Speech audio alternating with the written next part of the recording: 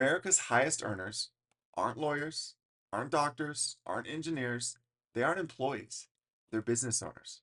Meanwhile, nearly 30 million Americans today already run a business with no employees, many from home.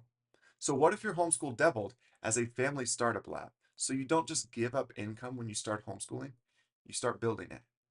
Welcome to the Parent Educator Project, where we grow ourselves to grow our children. And today we're talking about home entrepreneurship, both for parents and students, where we can grow a family startup lab and start building income as a part of our children's education. Let's start today by looking at some data points that are going to shock you. The very top earners in America, the 0.1%, is dominated by business owners, right? Wages are consumed largely by that top line percentage. And business owners have the largest percent of the top 1% earners in America today. The US has 34.8 million small businesses, and 28.5 million roughly have no employees, meaning a huge proportion of business owners in America today are solopreneurs. They're hustling from home and they're getting it done. And here's what's cool. Of those non-employee firms, meaning solopreneurs, people that have no employees at all, they're bringing in $1.7 million, excuse me, $1.7 trillion in receipts. That's about 6.8 of the total gross domestic product in America, meaning a huge portion of America's income is coming from solopreneurs, many of whom are working from home, just like you might be. Roughly half of all US firms are home based, and 60% of firms are without employees. Again, home based firms without employees are bringing in huge amounts of income. Why can't we do it too? Project based learning significantly improves achievement and thinking skills, and it could be the perfect fuel for entrepreneurship. So let's go ahead and get into it. One of the things I want to talk about is the fact that homeschooling is already inherently entrepreneurial. If you've decided to homeschool, you're already thinking outside the mold. This is what business owners have to do as a starting place in order to offer a product or service that is attractive to the market, right? They have to offer something new, a new solution, a new answer to another problem that people have been facing. And for many, homeschooling is the answer to the problem that they've been facing with traditional schools, with public education. They're creating a new solution. They're already thinking outside the box and they're looking for alternatives. So again, it fits right in a line with the entrepreneurial mindset. You're already designing a system, especially if you're part of the Homeschool Mastery Group, where you have your own mission, family, family mission rather, values and goals. Again, like this is the MVG format that we use at the Homeschool Mastery Group. It gives you direction, design, and discipline. If you are taking that and infusing it right over into your family startup, you've already got the makings of a new business in the works. And then kids can learn by being a part of this process. It's like it can be fused into their education. You define a problem, you build a tiny solution to that problem, get feedback, and then start iterating. And then that becomes the maker's loop that you walk through, where you define a problem, build a solution, get feedback, iterate, until you finally strike something that becomes gold for your family, for your community, and who knows, the sky's the limit. And then again, research shows that project based learning leads to better problem solving and creativity, which is entrepreneurial readiness. So, project based learning is a format of education that you could apply at least to one facet of your homeschool, where you start to build an entrepreneurial home business with your children and alongside your children. And this can not only solve the income problem that so many families are struggling with when they're considering starting homeschooling, but also start to build skills in your children that carry forward the rest of their lives, right? It could transform not only your family, but your family for generations to come. So, the biggest critique I hear from a lot of families who are reticent to start homeschooling is they don't believe that they can give up the income, right? People see homeschooling as like a luxury product. And you know what? There's an aspect where that's true. It is a luxury to get that time back with our children. But one of the ways that many families are making homeschool work for them is by making homeschool work for them. Meaning, if you need income in order to homeschool, then let your homeschool bless you by creating a means to develop further income. And just because you decide you want to start homeschooling doesn't mean that you have to do it immediately, right? So we can also start implementing some of these entrepreneurial insights that we grow and learn in homeschooling to build a business, to build an additional form of revenue so that homeschooling becomes a path that we can pursue actively. So whether you start your business so that you can start your homeschool, or you start your homeschool so that you can start your business, it doesn't really matter the order, but we're going to have to do something, right? It's easy to sit back on our hands and tell people, well, that's for those people. That's for the rich. That's for the, two-parent households. Whatever the circumstances are that you're coming into, there are single parents running businesses from home who are also homeschooling. They're not just super parents, they are people who are willing to make sacrifices, to set a vision, to clearly articulate their mission, their values, and the goals so that they can not only build a better life for themselves, but for their children, for their family, and for their future. So it's possible. People are doing it.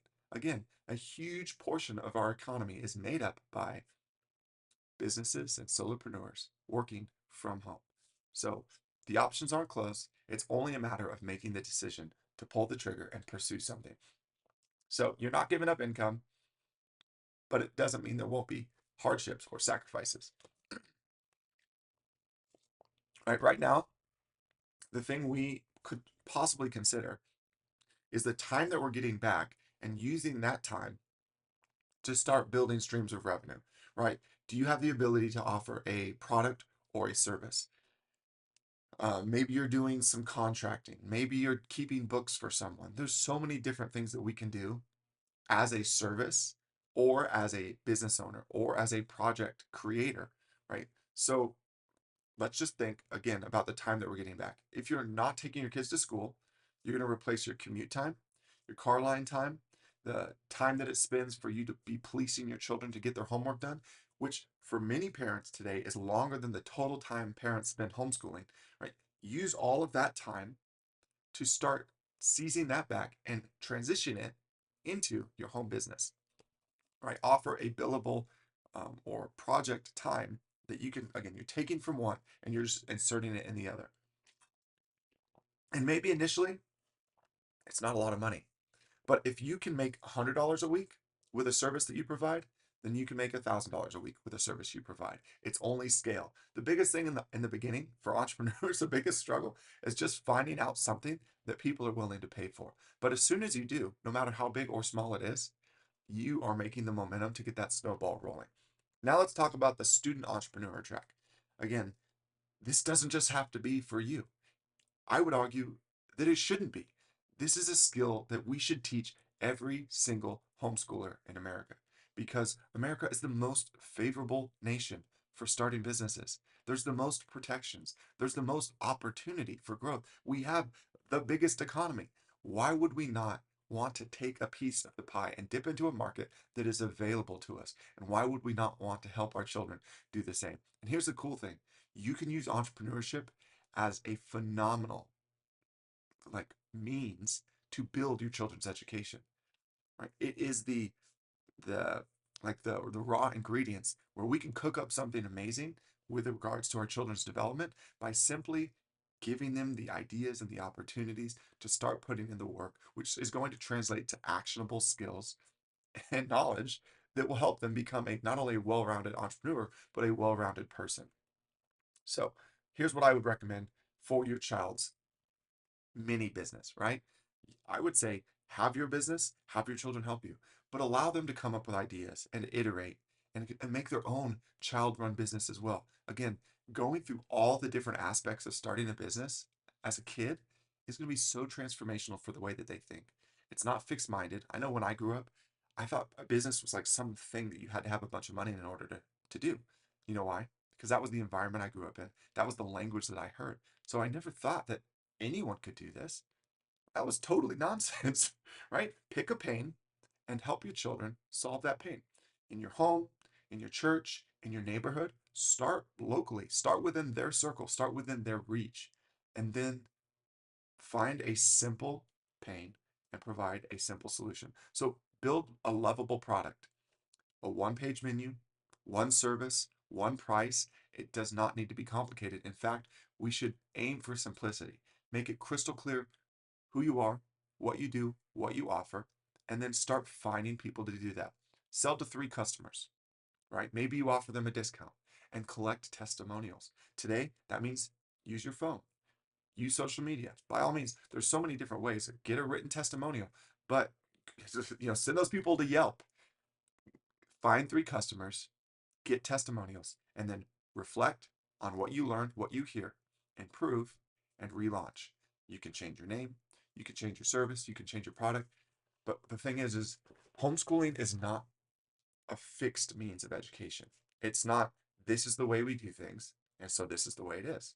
Instead, it's looking at problems coming in externally and finding creative solutions to solve them. Right? My child has really bad ADHD, and we're trying this homeschooling, and he's so fidgety. So we adjust, right? So we do more physical breaks. So we do our work standing up. We do our work under the desk, right? We don't have to be fixed in the way that we're doing it until we find the solution that works for us. Well, it's the same thing in our entrepreneurial endeavors. We reflect on what's working and on what isn't. We improve, and then we relaunch or we reiterate until we come up with a solution that, again, is solving our pain point as homeschoolers and as business owners, solving the pain point for our customers. It's that easy. And then here's another thing we can help with our kid run business. Help them come up with project ideas that are accessible to them right now. This is things I've seen and heard kids do on the regular in the homeschool domain. Lawn and leaf services, right? Get them out there mowing, raking, bagging. They can do it within your neighborhood, and there's people who are willing to pay them right now for that simple service that they don't want to do themselves. Pet care, whether it's going around, like there are people on school, a learning platform that are starting, $1 million plus businesses per year just picking up dog poop. I'm not kidding. Like they are scaling, they are selling the how to start a dog poop business and making hundreds of thousands of dollars. Your kids can be that service to someone, whether it's taking dogs on walks or animals on walks or feeding and watering or picking up poo. They're simple things, but people will pay for simple things. Custom baked goods, digital flyers, bike repair, church nursery helper, YouTube shorts editing for local businesses. Kids are better at this than most older adults, and a lot of businesses need these kind of services. So why not allow your children to practice, to iterate, to offer, and to score some customers?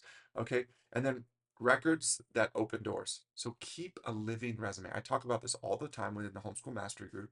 But when you're building your child's transcripts and report card, it's so much more than grades. You get to build for your child a living resume. And if they are a small business owner who have successfully built a product or a service that people are actively using, where they've tracked their metrics and their data, they know what's working and what doesn't, they've improved, they can show their annual revenue increasing year after year. This is a part of a resume that, again, testifies to potential jobs in the future, that testifies to colleges or universities that this child has the know-how to support themselves and to build value that goes out into their community. This is a powerful witness that almost anyone in a traditional school is missing. They're not building resumes for their children, they're building report cards. By all means, grades are whatever we make of them, but your child is so much more than a letter grade. And a living resume, as testified by their entrepreneurial experience, is so much more of a powerful witness to who your child is and the opportunities that you will open for them moving into the future. All right, now let's talk about how to actually teach entrepreneurship as a subject. Okay, we got to create a weekly rhythm. And this is a very simple one that you can follow through with your children. You have a building block, right? Where you are either making or selling a product or a service, right? Coming up with what it is that you're going to offer. Let's say it's a product, right? Where, I have a former student, and she makes bracelets and necklaces, and she has a social media page, and her mom governs everything, but she's out there hustling. She's going to uh, local, small business fairs, and she's going to farmers markets, and she's selling her stuff. And she's selling as a kid to kids through their parents, right? Mostly. But the point is have some time that you spend each week where you're building either your product or your service, and you're working on sales. And then a learn block where you're doing a case study, you're doing research, where you're learning more about your product, about your pain point, about the service that you offer, and figuring out the data and the information about your customers, about people's needs and wants, so that you go back in later with more experience and more knowledge to be able to better sell, to be able to better create, to be able to improve your product, right? Like, have a learning period. And then the third one is a review block where you spend some time reviewing your metrics. How much did we sell? How many sales did we have? How many sales did we fail? Uh, how much time were we spent improving? How much time were we spent developing? How much money did we spend on marketing or media? Like, start to log your metrics, your conversions, your customers, your leads.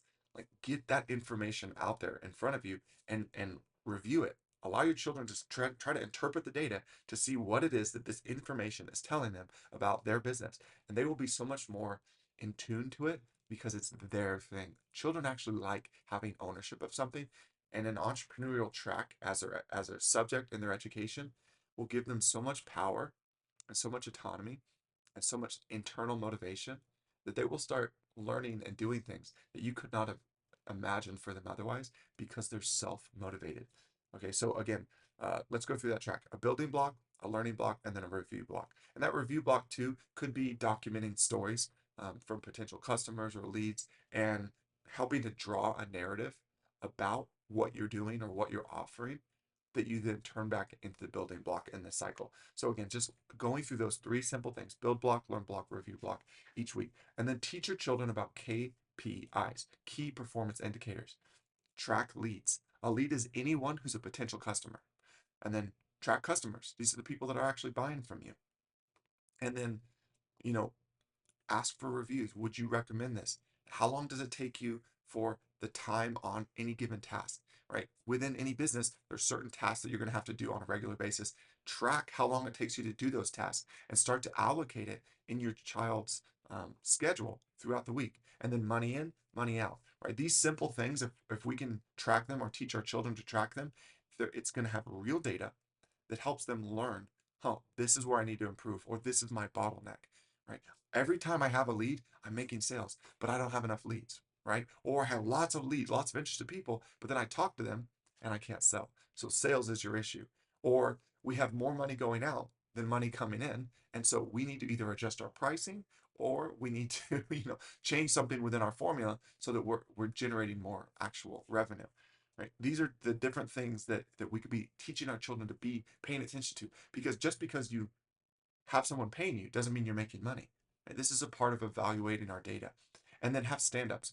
A weekly stand-up meeting in a business is a simple 20-minute meeting where we talk about what's working and what's not working, where we need to take action, what changed for our customers, and then what's next. So these simple practices, a weekly rhythm, tracking our KPIs, and like getting them visually, put them out on a board where your children can actually see what's working and what's not. And then a weekly stand-up meeting means that we're always improving, we're always iterating, and your kids are moving forward in their business that they're building and that they're excited about. So why is the home a superior incubator? Well, we have environmental control. There's fewer transitions. There's more time for deep work. We have adjustable hours. They can have real customer interactions, right? Even in business school, one of the things I've heard from entrepreneurs who went to graduate level business school, most of it doesn't apply, right? A lot of business schools are kind of living in the past. They're teaching you, I guess, business skills. It's not like it's without value. But the biggest thing that I've heard where people like the biggest value from business school is actually just networking. It's finding a network of other people that you'll stay in contact with as the years go on, to create and open doors to walk through for potential job opportunities, for potential business opportunities. We can network in much more ways than a 20, 30, $100,000, degree. Instead, like, get these things figured out with our kids now, um, where again we can create these opportunities for our children at a young age where they learn to network, and we can help them take advantage of the time that they're not wasting 8 hours a day in school. There's fewer transitions between classes, so when we're working deeply, And then if we need to adjust their hours to fit around the business that they're building, we can, because we have control of our schedule, and we get real communication with real people. Again, you can spend time in the middle of the day when other kids are at school going out and finding leads and finding customers. And don't tell me it's not a part of your child's education. They're going to learn so much by learning to hustle and learning to add value to the people around them. And then there's family equity, right? So we have siblings as teachers assistants, we have shared gear, we have low overhead. If you think about a business, one of the things that eats up profit is overhead. There's all these little expenses. We have to have a building, we have to have staff, right? You're going to cut out a lot of that in a family run business, right? And so using these efficiencies, maybe we have a share, like each child has their own business, but we have shared, things that we use within the home that everybody gets to draw from so that we don't have to buy the same thing two, three, four times. There's so much how the family as an economy and unto itself will help build value and will help share value in a way that lowers cost and increases profits, which is a good thing and will be very motivating, I think, not only to you as a parent entrepreneur, but certainly to your children. A couple of guardrails that we should think about, though, as parents. Um, Teaching kind of the legal and the tax basics. Right? What about getting a local business license? How much does it cost? How do we divide that cost throughout the year? Sales tax where applicable, right? If you're in an area where sales tax is something that you need to consider, how do we help our children document what's coming in and set the right amount aside so that we can pay taxes and just get in the habit of the things that they're going to need to be able to do as business owners as they get older and move into the future. And then learning to track income and expenses in separate accounts, right? Dividing where your money lies so that you always have money coming in and that speaks for itself, and you always have the money going out for expenses, and you're transferring your income to your expense account to cover your expenses, and everything else shows you your profit. Again, these are just some simple skills that we can teach our children that will protect them and protect you. And so you're going to want to have something like that, some kind of boundaries, protect learning windows, right? Set aside business work and put that into designated blocks, and then set aside learning time.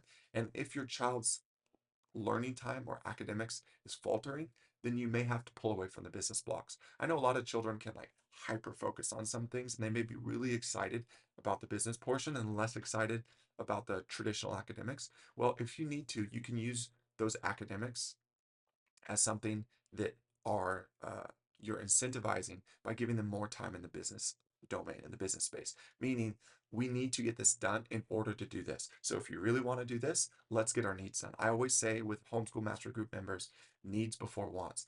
And so you as a parent have to protect your children by clearly defining what's a need and what's a want, and you use those wants as motivators to get the things done that they need to do, but maybe are slightly less motivated, right? Everything is carrot and stick in life, in reality, right? And so using the carrot at the appropriate time and using the stick at the appropriate time to incentivize and to motivate our children, ultimately to keep moving forward and keep growing.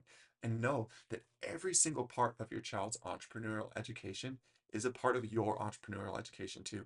You can set your children up for success and building something that adds real wealth and value while you yourself are learning the skill. You don't have to be a business expert. You just have to be willing to put yourself out there. And that's what we're teaching our children to do.